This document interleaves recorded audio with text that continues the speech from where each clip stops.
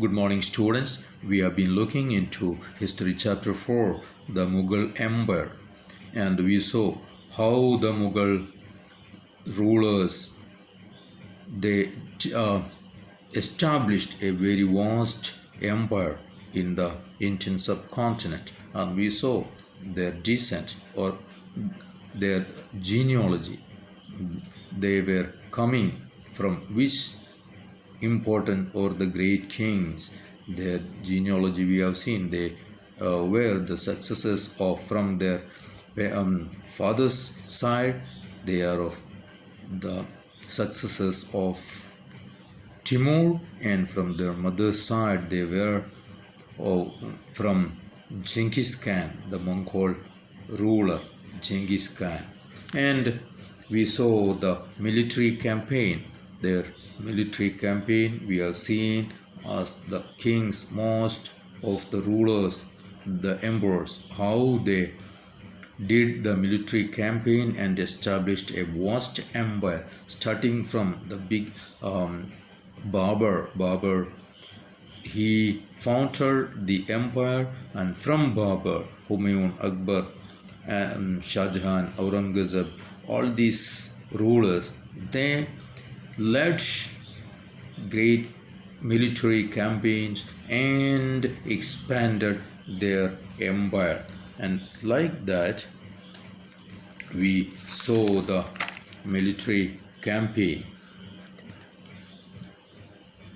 Then we came to the Mughal tradition of succession, and there something important special we saw that usually the kings and sultans they used to give power and property everything to the eldest son, but Mughals they gave or distributed it among all the sons. Now the next was Mughal relations with other rulers. How the Mughal rulers, Mughal emperors, they kept relations with other kings or other rulers of India and the western or the other parts of the neighboring countries. So, especially their relations with Indian kings, the Rajput kings, they had very good relation, and we have seen that. And coming to next,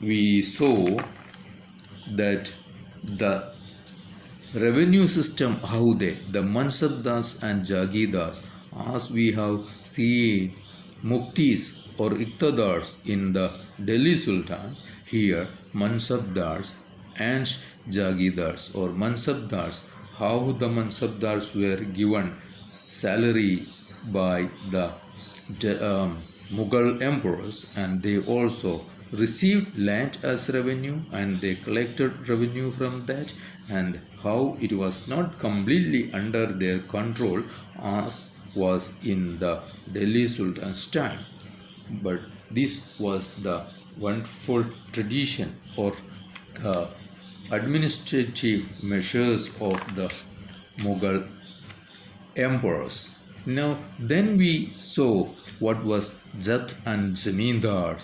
Zamindars were allowed; these were local chieftains or the village heads, and these people were given the power, right, authority to collect taxes or revenue from the peasantry. And then we saw Akbar's policies, how Akbar did the administration, and there we saw that he was a great thinker, and it's his administration and his administrative measures and administrative reforms and his thoughts, his policies, everything was recorded by Abul Fazl in his book Akbar Nama. and especially the third volume, Aini Akbari. There he wrote his idea, the idea which um, Akbar brought up, that was Sulikul, and that means the universal peace, and his administration, his governance was according to or based on this Sulikul. He said that there should be no differences among the different groups of or different religious groups of people. And now we come to the last part of this chapter, that is the Mughal Empire in 17th century and after. The administrative and military efficiency of the Mughal Empire led to great economic and commercial prosperity. So, this empire was so vast, and their administrative measures, this brought lot of income, revenue, property and prosperity into this empire.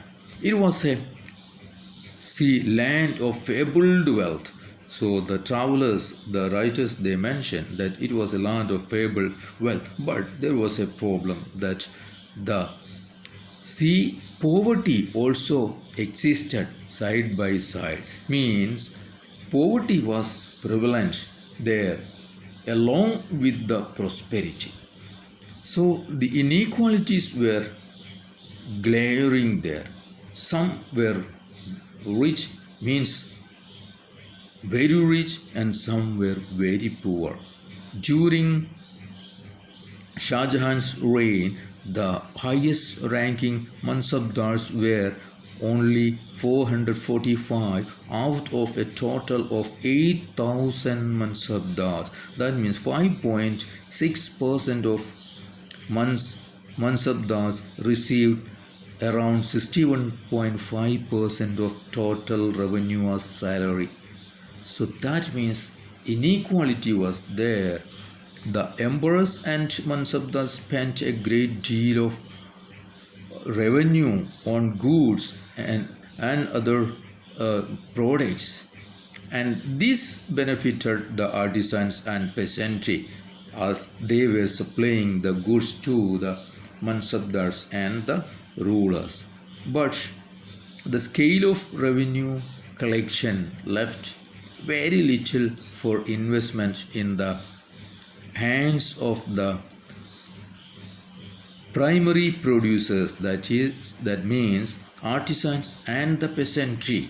So whatever revenue they get, they have that was spent or collected by the Mansabdars. See, wealthier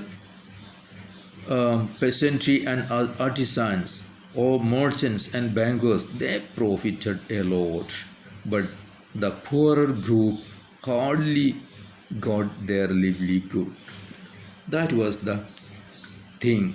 See, those who were rich or the richer people, they got more and more, and the poor, they were not getting even for their livelihood, and they were just living hand to mouth. So this is what happening during that time, means the glaring inequality, the enormous wealth and resources. See the enormous wealth and resources commanded by the Mughal elite made them an extremely powerful group. So the Mansabdars or the elite group, they were having enormous wealth. So they became a powerful group. They became centers of powers those days, and they constituted new dynasties. How? Because when the Mughal rulers, emperors, weakened these elite group, the Mansabdars, governors, they became or they established new dynasties like Hyderabad, Awadh, and Tol.